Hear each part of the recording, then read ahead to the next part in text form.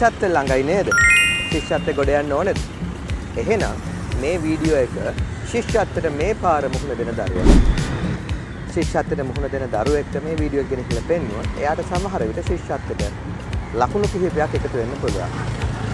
දුවේ පුතේ ශිෂ්‍යත්වයට ඉංග්‍රීසි වාක්‍යයක් ලියන්නේද්දී එහෙම නැත්නම් ශිෂ්‍යත්වයට එන ප්‍රශ්නෙක එක දෙයක් තියෙනවා සමහර වෙලාවට එන්න පුළුවන් වචන කිහිපයක් කවලම් කරලා නේ ඔයාලා පාස් පේපර් කරද්දී දකින්නවනේ වචන කිහිපයක් කවලම් කරලා එනවා ඒ වචන කිහිපය හරි විදියට පෙළ ගස්සලා නිවැරදි වාක්‍යයක් හදන්න කියලා තමයි එන්නේ එතකොට දැන් කොහොමද මේ වැඩේ කරන්නේ අපි මෙහෙම වාක්‍යයක් ගමු ඔන්න වාක්‍යයක තියෙනවා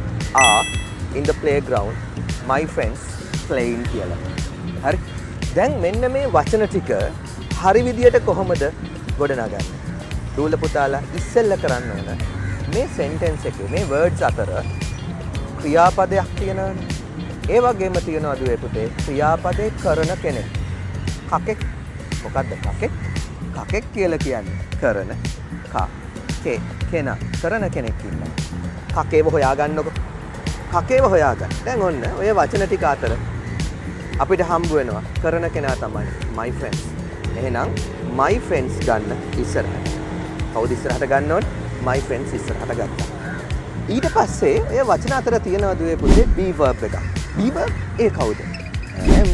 is are කියන be verb තුන් දෙනාගේ එක්කෙනෙක් දැන් කාලේ වර්තමාන කාල නම් present tense නම් past tense නම් was හරි were හරි ඇති future tense නම් will be ඇති දැන් ඔය මම කිව්ව වචන අතර තියෙන්නේ ආනේ අන්න be verb එක ගත්තා දෙවනියට be verb එක ලියුවා ඉස්සෙල්ලා කකේ ලිව්වා කරන කෙනා ලිව්වා my friends ඊළඟට be verb එක ලිව්වා ඊළඟට අර verb එක ක්‍රියාපදේ හොයාගන්නවා එහෙනම් තුනට ලියන්නේ ක්‍රියාපදේ කවුද ක්‍රියාපදේ playing බලන්න මේ play ට ing දාලා දෙන්නේ play එහෙනම් my friends are playing my friends ලා play කරන්නේ කොහෙද ගන්නේ in the playground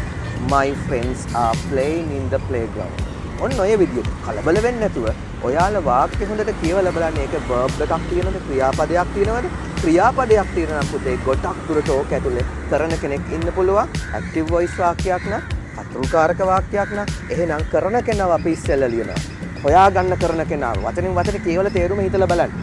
එහෙම දැන් හිතාගෙන යනකොට අපිට මේ වාක්‍ය හම්බුනේ my friends be verb එක විදිහට දෙවනියට ලියන්න ඕන be verb එක ලියනවා ඊළඟට ලියනවා playing ක්‍රියාපදයට ing දාලා කොහෙද සෙල්ලම් කරන්න කියලා ලියනවා in the playground මේ වගේ ශිෂ්‍යත්වයට ඕන කරන තව ගොඩක් වාක්‍ය රටා සහ ගොඩක් වචන එක්ක අපි ඉස්සරහට හම්බ වෙමු ගිහින් එන්න ලෑස්ති වෙන තව ටික දවසයි